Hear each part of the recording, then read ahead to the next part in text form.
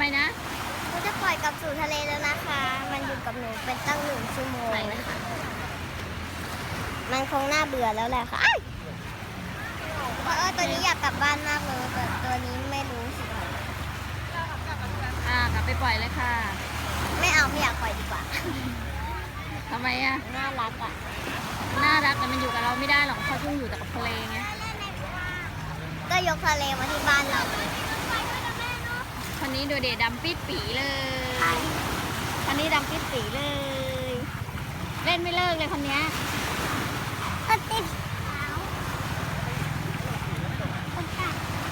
เอาไปปล่อยแล้วเจ๊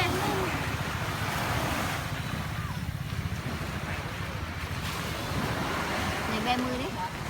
ไหนแบมือดิแบมือ ผุยไม่เห็นวันนี้กล้ามโตมากเลย